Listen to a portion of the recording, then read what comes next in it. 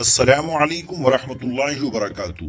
ناظرین کرام، آج کی خبر دیوبند کے معروف تعلیمی ادارے دارالعلوم دیوبند سے متعلق ہے، جہاں مغرب اور عشاء کی نماز کے بعد غیر متعلقہ افراد کے داخلے پر پابندی عائد کر دی گئی ہے۔ آئیے جانتے ہیں کہ فیصلہ کیوں لیا گیا اور اس کے پیچھے کیا وجہ بتائی گئی۔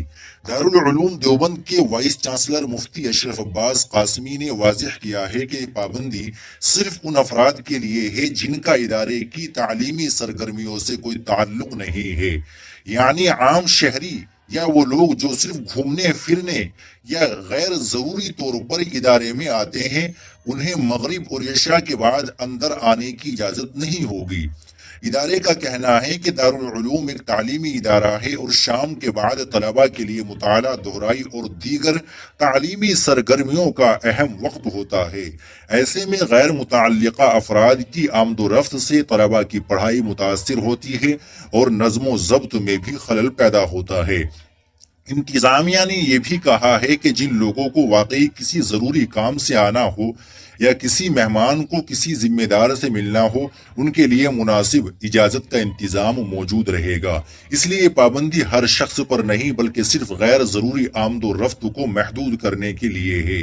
رپورٹ کے مطابق حالیہ دنوں میں کچھ ایسے واقعات بھی پیش آئے جن میں بعض افراد بغیر اجازت کیمپس میں داخل ہوئے اور انتظامیہ کو شکایت موصول ہوئی۔ انہی حالات کے پیش نظر دارالعلوم نے حفاظتی اقدامات کو مزید مضبوط بنانے کا فیصلہ کیا۔ انتظامیہ کا کہنا ہے کہ اس فیصلے کا مقصد کسی شہری کی توہین یا کسی مخصوص طبقے کو نشانہ بنانا نہیں، بلکہ طلباء کے تعلیمی ماحول، ادارے کے نظم و ضبط اور سیکورٹی کو بہتر بنانا ہے۔ ناظرین، اس فیصلے پر مختلف آراء سامنے آ رہی ہے۔ کچھ لوگ اسے طلباء کی تعلیم اور سیکورٹی کے لیے ضروری قدم قرار دے رہے ہیں، جبکہ کچھ افراد کا خیال ہے کہ اس سے عام لوگوں کی آمد و رفت محدود ہوگی۔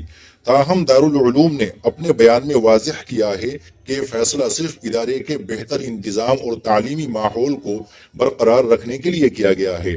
آخر میں اس معاملے پر آپ کی کیا رائے ہے؟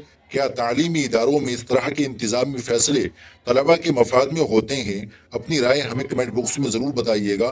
ویڈیو کو لائک اور شیئر بھی ضرور کر دیجیے گا۔ آپ ہمارے چینل پر نئے ہو تو چینل کو ضرور سبسکرائب کر لیجیے گا۔ ملتے ہیں انشاءاللہ اگلی ویڈیو کے ساتھ۔ السلام علیکم ورحمۃ اللہ وبرکاتہ۔